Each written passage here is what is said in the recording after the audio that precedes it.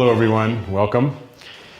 This is our annual summer 2014 show called Attributed. As usual, we did another photo essay book complete with beautiful, beautiful photographs by Addison Doty.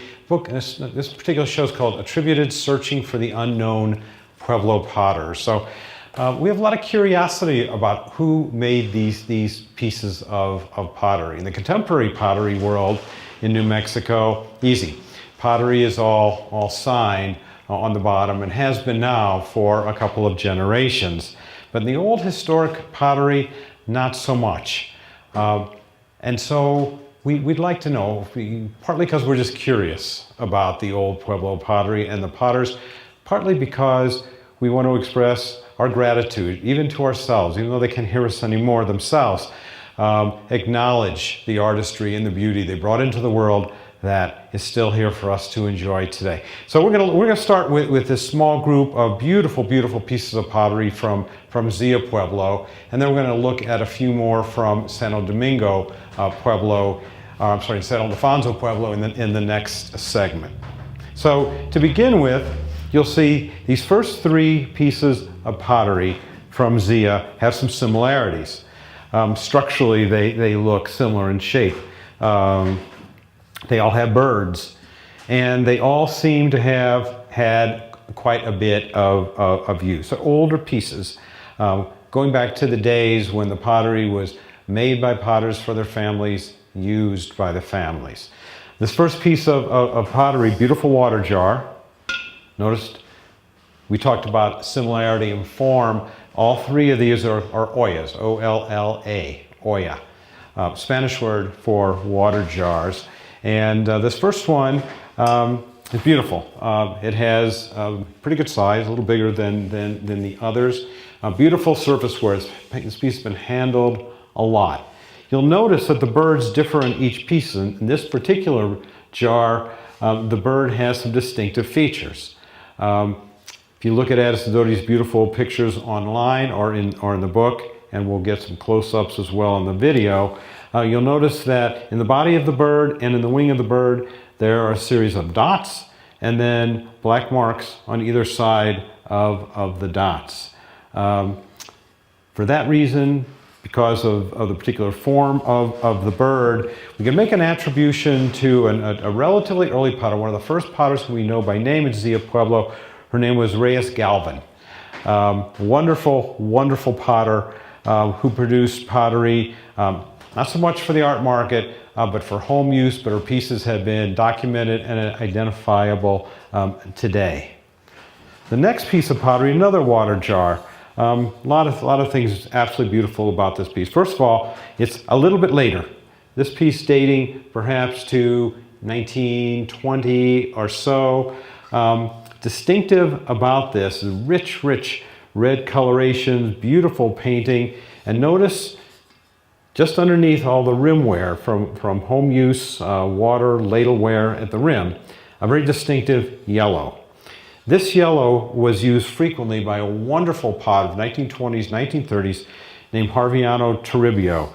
In fact, the cover pot, which has been sold, is not here for the show tonight, sorry, also had that distinctive yellow as well. Another piece that we know is by Harviana because you'll see online and in the book that there's an historic photograph of Harviana with this particular piece of pottery.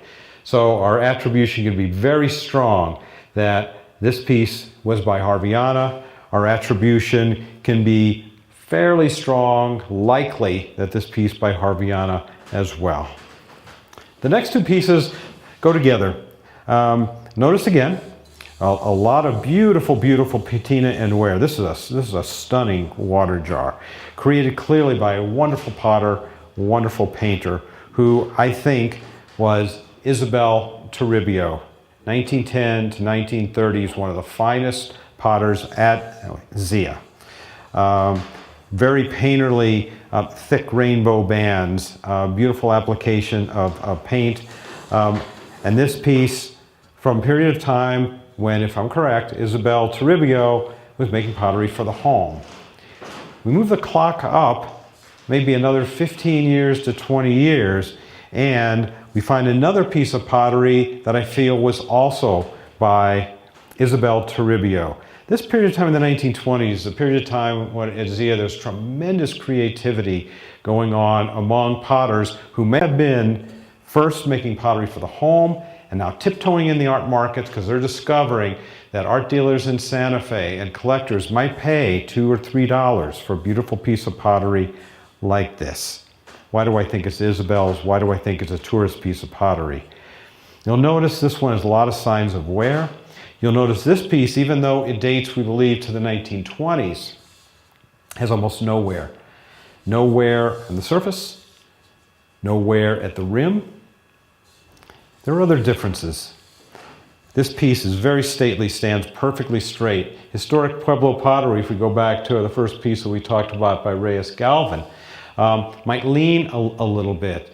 Pueblo people at the time making pottery for their homes weren't so exacting about such things as the art market would later encourage them to be. So this piece is very beautifully made, sits straight, and then there are other elements that indicate probably an art market piece. A little fancier, more design, more figures. This chicken-like figure, this deer. Isabel Toribio loved to paint animal figures on her pottery. 4 figures in all. So my belief is, Isabel, made for home use, made for the art market. Do we know that for sure? Or is there a possibility that Isabel makes both of these pieces of pottery about the same period of time, takes them both to a gallery in Santa Fe? Gallery owner like me might say, you know, I really love this piece with more animals on it. I don't like this one quite as much. I'll buy this one from you, Isabel, but not this one. What does Isabel do then? She takes her piece of pottery home and it's used the way it was always used before, as a water jar. My feeling is my first story is probably more correct, but the second one isn't beyond reason. I think this is an earlier piece made for Pueblo home use. And this, an early tiptoeing into the art market, and a piece of pottery that is an early masterwork. Okay, so really give me a moment here. We're going to switch the pots out and talk about 3 black on red pieces from San Ildefonso.